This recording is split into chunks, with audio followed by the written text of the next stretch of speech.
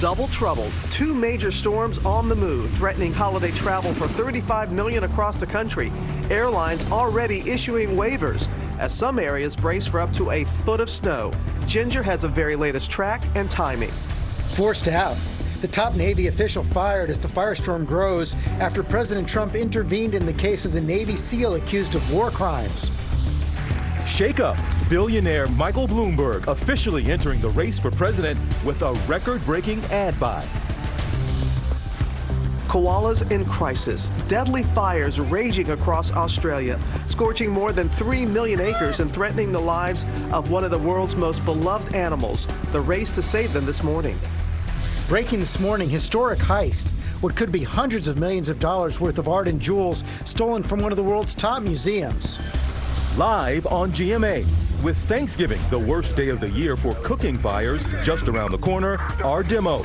We're going live in a burning house when every moment counts, only on GMA this morning. And sending a message to the man. Taylor Swift crowned Queen of the AMAs, making history.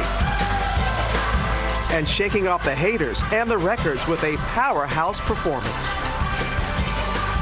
Live in Times Square, this is Good Morning America. We certainly do say good morning, America. Oh, it's good to beat Taylor Swift this morning. Artist of the decade at last night's AMAs also broke the record for most awards ever. It's kind of nice to be Taylor Swift, I think, every morning, probably, right? Okay, not the only big performance last night. Look at this, the throwback, folks. Shania Twain, she was on the stage. She did a medley of some of her greatest hits. Of course, man, I feel like a woman, that song. Do you now? Do you now? Well, okay. I'm not sure what I'm feeling this morning, Robin.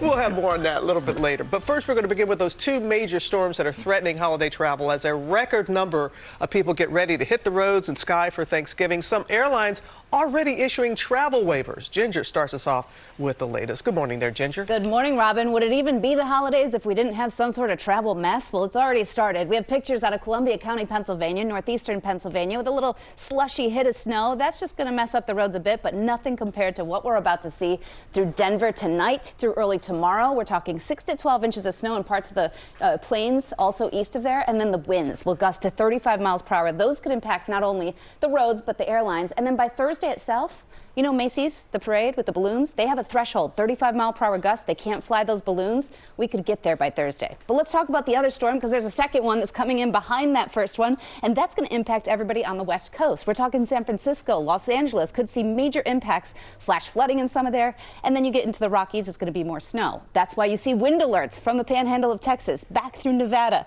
up into Oregon, over through the plains like Nebraska.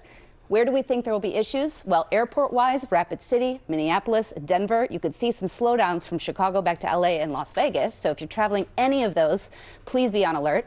And if you're going through Denver, 4 airlines have already started issuing travel waivers. We will be watching this as it develops, but it's far from perfect, George. We know you are on top of it. Okay, Ginger, thanks very much. To Washington now, where the Navy Secretary has been forced to resign at odds with President Trump and his Pentagon Secretary over the handling of a Navy SEAL war crimes case.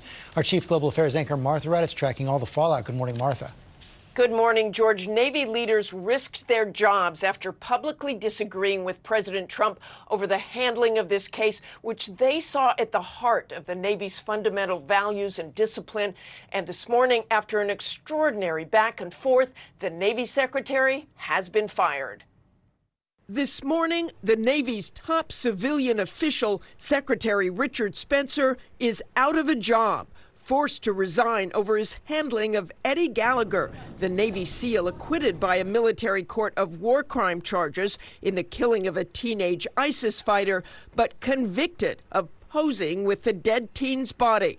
The Navy responding by demoting Gallagher in rank. This is all about ego and retaliation. This has nothing to do with good order and discipline. The controversy has pitted the Trump administration against the U.S. Navy. In his resignation letter to President Trump, Spencer writes, "I no longer share the same understanding with the commander-in-chief who appointed me in regards to the key principle of good order and discipline."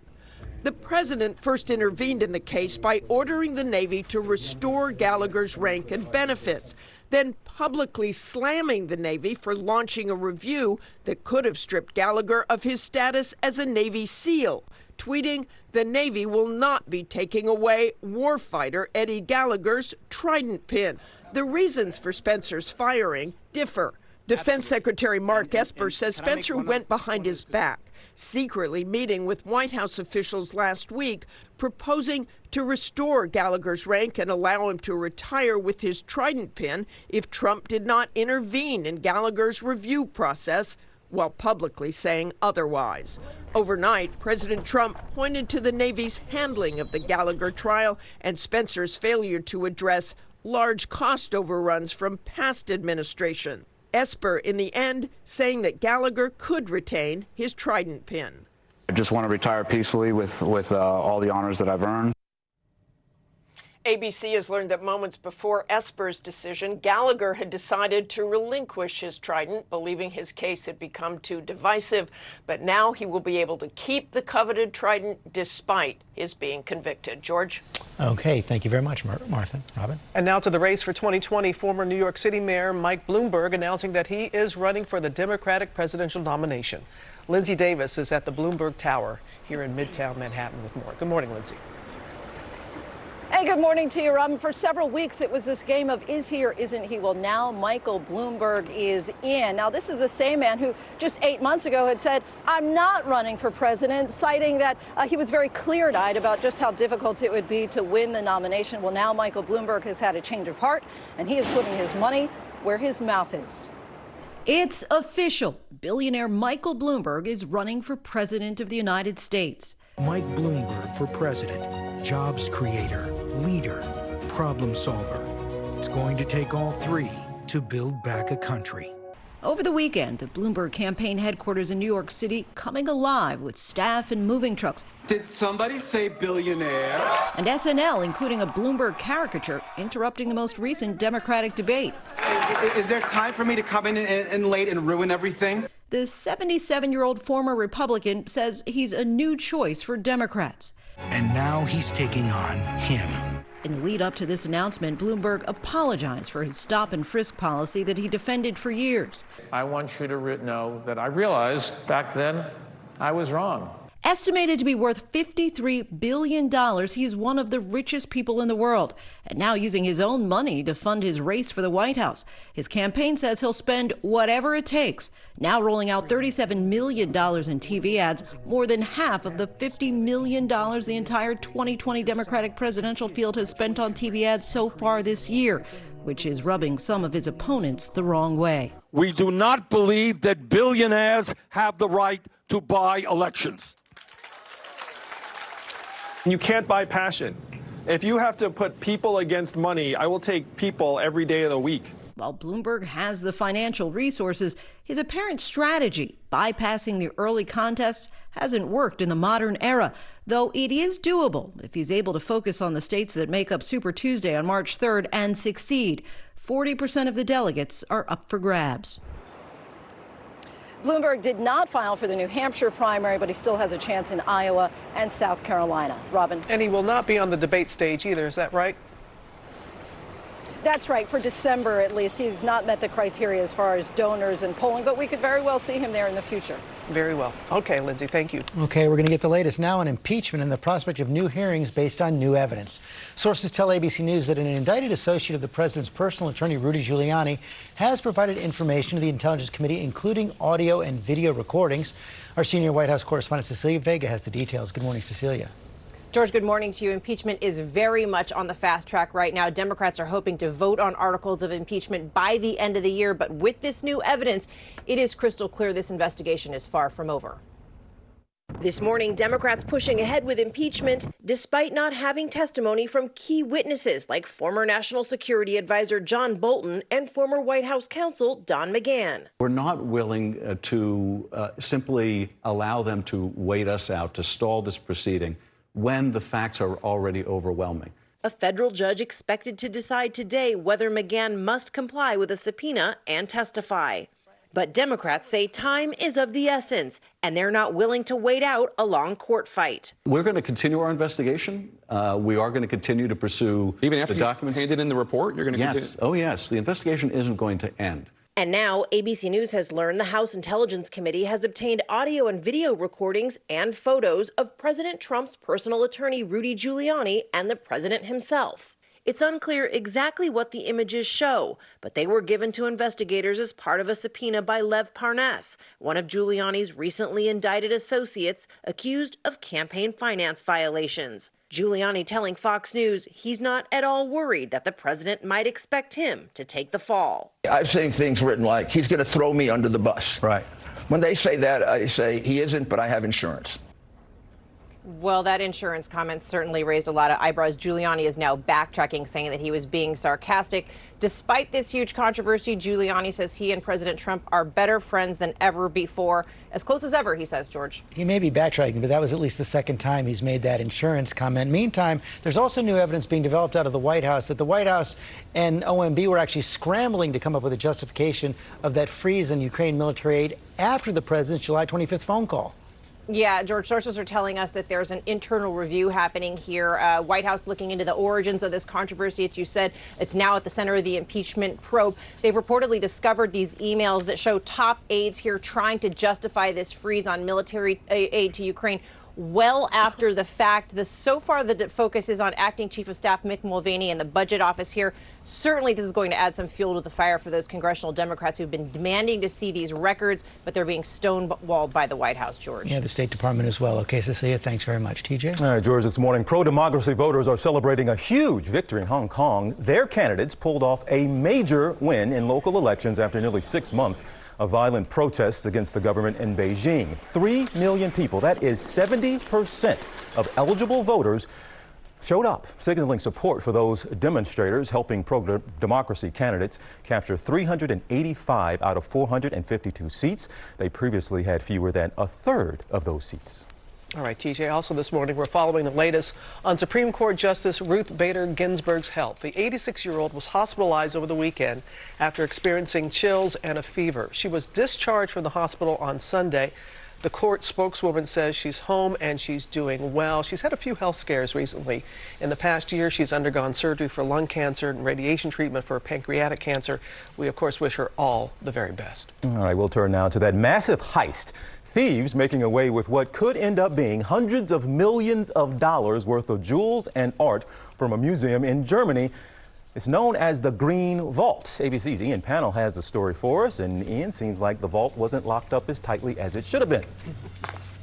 Yeah, that's right, TJ. Good morning. Details still coming through right now. But get this could be the most audacious robbery ever. Police in Dresden, Germany, reporting that there was a break-in at the historic Green Vault, which houses one of the largest collections of treasures in Europe, and what some say is the world's oldest museum. Now, German police say detectives are on the scene. We've seen some images of that. They're investigating, that they haven't yet said how much was stolen or damaged.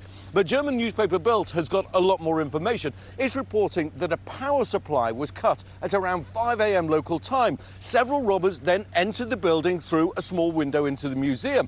Now, some reports described the robbers as, quote, strikingly small. Bild says they may have got away with jewelry, diamonds and gems worth perhaps over $1 billion. Now, if police confirm that value of treasure was stolen, it would become the biggest ever heist in history. German police now talking to the media and expected to provide more details. TJ? All right, Ian, thank you so much. We see this stuff in the movies. Yeah. It's always so fascinating to hear these details. Somebody's already writing the script. Right? Thank you, TJ. We're going to move on now to the deadly wildfires in Australia, destroying millions of acres and threatening the koala population. Hundreds of them have died in this unprecedented outbreak. Even more have lost their habitats. James Longman has the story. Good morning, James. Yeah, good morning, George. Koalas are already fast becoming an endangered species, but now wildfires are threatening to wipe them out altogether. This animal is an icon in Australia, but it's helpless to defend itself against these raging fires. They're a national treasure, but this morning the fate of Australia's koala population is hanging in the balance as deadly fires continue to rage across the country. The chairman of the Australian Koala Foundation estimates that over 1,000 koalas have been killed from fires and over 80% of their habitat has been destroyed. This report coming days after this dramatic koala rescue was caught on camera. You can see the woman wrapping the injured koala in her shirt and carrying it to safety. I knew if we didn't get him down from the tree, then he would have been up there amongst the flames. She was later reunited with the battered animal, which now has a long road of recovery ahead. Recent bushfires caused by prolonged drought and deforestation have caused already threatened koala numbers to decline. Their main diet is eucalyptus. What's left is so dry that they're not getting the full nutrients. Many are urging the Australian government to pass the Koala Protection Act that was written in 2016. And now thousands around the world have joined the cause. One hospital has raised more than 63 times their original goal of $25,000, now surpassing $1.5 million. The bush is going to take a long time to recover, so these animals might be in our care for much, much longer. Now, you may have seen a headline that went viral saying koalas were functionally extinct, but a word of caution, that's a little overblown. It was referring to the ongoing loss of their natural habitat over the last 20 years. And as well as the animals, these fires have left at least 6 people dead and hundreds homeless. And given Australia's dry summer season has only just begun, wildfires may rage for weeks. Guys. Could happen. All right, thanks so much. We're going to turn now to Who Dat Nation. Yes, my beloved Saints doing it again. Come on, this win was incredible. You got it. I mean, time was running out. 33-yard field goal. Just like that. 34-31 over the Panthers. Great effort. Drew Brees led his team from their own 14-yard line, under 2 minutes to play, setting up that kick.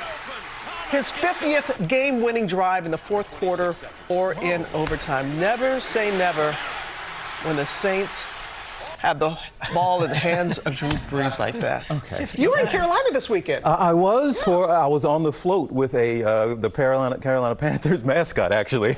I wasn't rooting for them. We just happened to be together. Can you explain that? That's a longer story. But you feel bad for the kicker, the rookie kicker for the Panthers. Missed 3 kicks, cost them 5 points in that game. Poor guy. I know. But that's how it goes. But congratulations. Thank you very much. Congratulations. We are following a lot of other stories this morning. Up next, Taylor Swift sent a message last night shaking off her battle with her former label.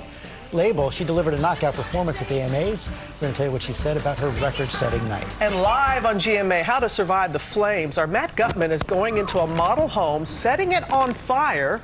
He has a live demo that could help save your life. You do not want to miss this. That's coming up in our next half hour. But first, back to Ginger. And you know, Robin, I've got to show you on the map here, it doesn't look like a lot, but that low pressure system could make travel nearly impossible tonight through early tomorrow in Denver. And here's how it's going to all work out. By tomorrow morning, it'll be parked just east of Denver. You'll be getting that wraparound snow. And that's why we want to pop out the state of Colorado and focus on what's going to happen. You know that it's tonight into early tomorrow, but what do all the purple areas mean? Well, that means that you've got winter weather advisories or winter storm warnings in place. It means that you could end up seeing 8 to 12 inches of snow, even in Denver proper, even a little bit more. KMGH, our affiliate there, calling for up to 14 inches. Not only will you have that heavy snow flying, but flying at 35 miles per hour, that's when visibility starts to get reduced. And that's why we're concerned not only for the airlines, but also for the roads. So if you're planning to travel Interstate 25, Interstate 70, again, tonight through tomorrow morning, if you can delay that, I would delay that. All right, let's go ahead and get a check now of the select cities brought to you by Google Home Mini. This is the Home Mini from Google, and you can find a bit of storytime magic inside just by saying, "Hey Google, tell me a Frozen story." Or actually, they will. You know, Elsa, hello, and Anna, hi there, and Olaf, hello, stranger. But if you'd rather tell the story, just pick this up and say, "Hey Google, let's read along with Frozen 2." And you can do the reading while it does all the cool Frozen storytime things. Disney's Frozen 2, in theaters November 22nd. Quiet weather today. You'll have the coat today, but temperatures are going to be warming into the lower to mid 60s by the time we get to Tuesday and midweek. Today, 52 degrees at noon, 56 at 4 p.m. We're tracking 2 weather systems for travel from now through Saturday. One coming through the nation's midsection. Eventually, that will produce a lot of wind in areas of the Northeast and Mid-Atlantic on Thanksgiving Day. Temperature for Friday, 48. Your Saturday, your Sunday, a new weather maker moves in late Saturday. One of the recent Snapchat filters does a spider on your face, and you got to see what happened here. The little girl said, "Mom, I'll get it off for you." Thank you, Ginger. You're welcome. Be right back. Michelle. Oh, quite the haul. I know. Well, as a certified packing expert, you can trust me with all these. I thought the UPS store just did shipping. We do boxing, addressing.